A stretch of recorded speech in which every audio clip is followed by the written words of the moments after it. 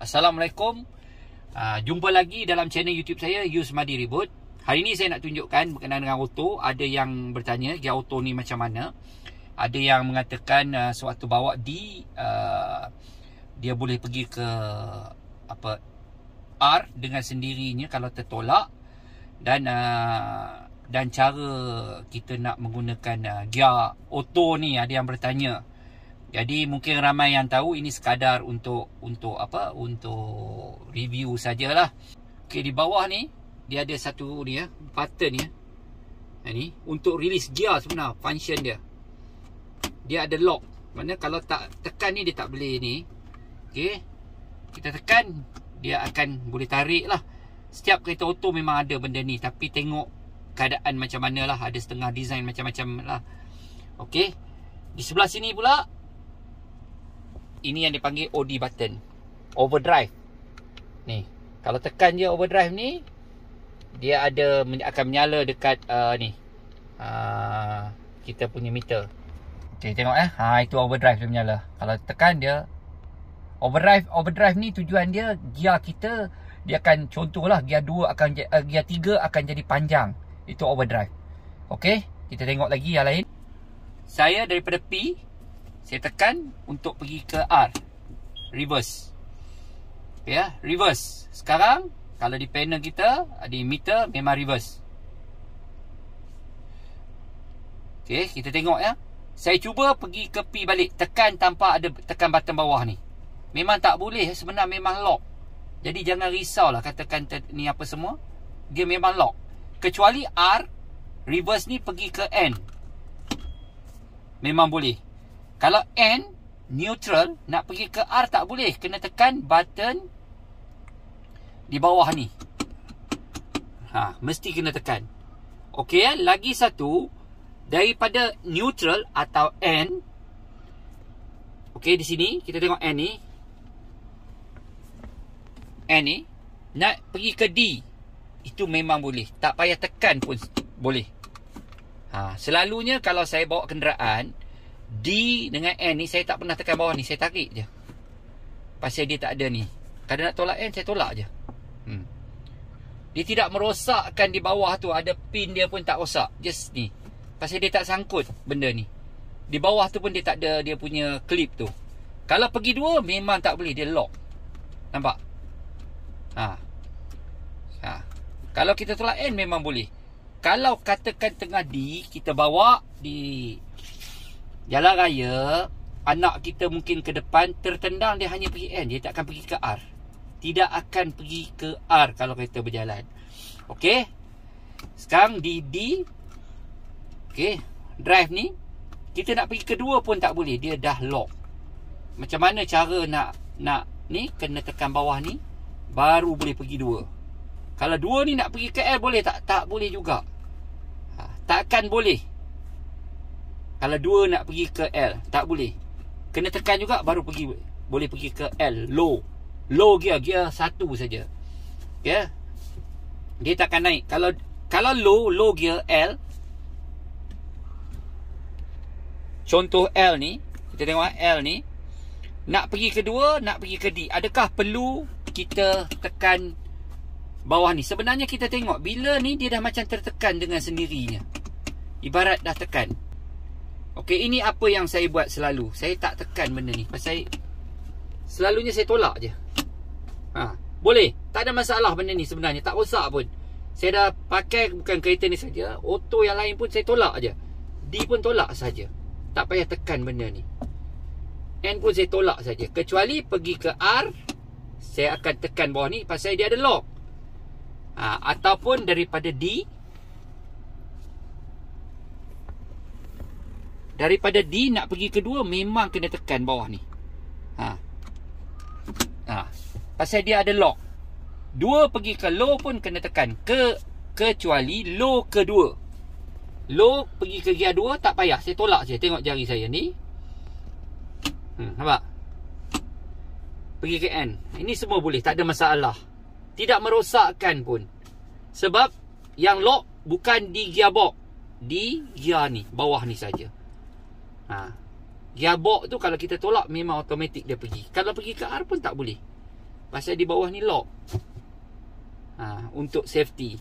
Daripada R ni, reverse ni, R pergi ke parking pun tak boleh dia lock. Kecuali reverse ni pergi ke N. Boleh tarik je. Sebenarnya. Tak payah, mungkin ada setengah orang dia nak berjaga-jaga. R ni, dia nak pergi ke belakang, dia beri tekan. Tak payah, tarik je. Pergi ke D pun tarik je. N pergi ke D, tarik je. D pergi ke N, tolak je. Tak ada bunyi pun macam lock bawah tu. Kecuali kalau R pergi ke N, dia akan ada bunyi. Ibarat macam di bawah pin tu, dia akan terangkat dan kena. Kita dengar nampak? Dia bunyi kuat. Kalau N pergi ke D, kita dengar tak bunyi. Okey, kita tengok L pergi ke 2, kita dengar bunyi dia. Maksudnya daripada dia ada pin di bawah tu, dia akan turun. Nampak? 2 ke D pun dia akan bunyi. Tapi D dengan N ni tak ada bunyi kuat. Cukup smooth. Jadi selalu D dengan N, saya main tarik dengan tolak je lah. Jarang pakai bawah ni. Okey, ini perkongsian dari segi untuk gear ni. Ada yang bertanya, kawan-kawan kita yang bertanya Okey, kita tengok hari ni saya nak review sikit lagi tentang Soundstream player. Ini saya pakai Android box, okey, dekat AV. Kita tengok Okey kita tengok ini suatu kereta jalan saya pasang TV 3. Maaf lah suara tak ada pasal hak cipta terpelihara Jadi okay, kita tengok mana depan macam ni, macam tu lah dekat monitor di belakang. Okay, saya review sikit. Ada yang bertanya. Okay, Alhamdulillah tak ada masalah lah. Okay, kat sini pun saya boleh tunjuk dia ada Netflix. Okay,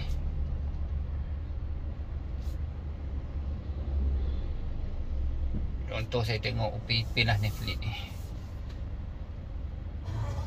Ni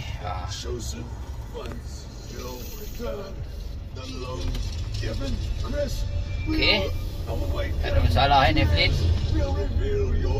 Saya keluarkan pula, kita tengok. Mungkin ada yang suka YouTube okey.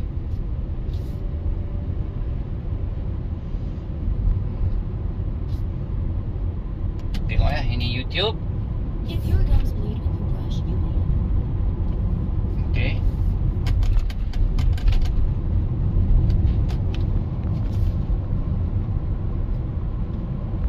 Okey, setakat ni beginilah.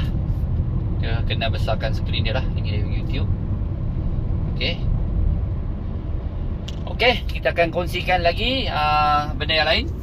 Okey, bila kita nak parking depan kita nak jalan dekat rumah atau dekat mana-mana, kita nakkan lampu depan ni menyala. So suluh kita, penumpang dan kita sekali turun, kita tarik sekali macam ibarat bagi lampu beam ke orang. Kita bagi signal kat orang lah. Tarik sekali je, dia akan menyala benda ni. Lepas tu kita boleh turun. Okey, dia akan menyala lebih kurang 60 second lah kalau tak silap saya. Saya dah bagi tahu sebelum ni. Okey, sebelah sini dia akan padam dengan sendirinya. Kita tengok. Okey, nampak dia padam. Walaupun kita lock kita punya kereta. Okey, ini satu lagi tips untuk kawan-kawan bila balik kampung atau depan rumah nak kereta ni suluh sendiri. Teknologi yang ada. Okey. Okey, lagi satu perkongsian ada setengah yang tanya saya benda ni. Dia ada dekat pintu driver okey, kita tengok apa dia ni. Ini sebenarnya adalah pressure tayar okey, berapa yang kita harus bubur. Okey, di sini 1 hingga 5 orang. Okey, untuk tayar standard 205, 55, 16. Okey. Pressure dia berapa sini? Semua ada. Depan berapa, belakang berapa. Kita tengok. Okey Okey, kita tengok ni depan, ni belakang. Tengok dia ada tunjuk gambar ni kereta ni. Okey Kalau 1 hingga 5 orang, pressure dia 210. Untuk depan, belakang pun sama 210. Okey. Kita tengok antaralah 210 hingga ke 230.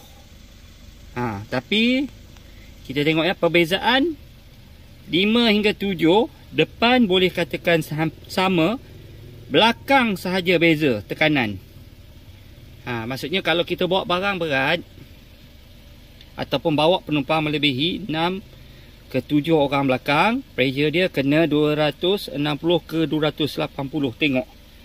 Tapi ni PSI. Ada yang 200, yang 200, 210, 220, 220. Itu PSI dengan ini. Ada yang guna meter yang ni, ada guna meter digital. Jadi itu tujuan benda ni, berpandukan ni. Tapi ini untuk rim standard sahaja. Okey, itu saja perkongsian saya kali ni. Saya dah jawab pertanyaan-pertanyaan daripada sahabat-sahabat. Jadi yang mana nak saya buatkan video untuk apa-apa, bagi tahu. Pasal apa mungkin selepas ni ada video-video untuk soundproof lagi. Okey, jadi jumpa lagi. Jangan lupa subscribe dan kongsikan ilmu yang Allah bagi. Okey, assalamualaikum.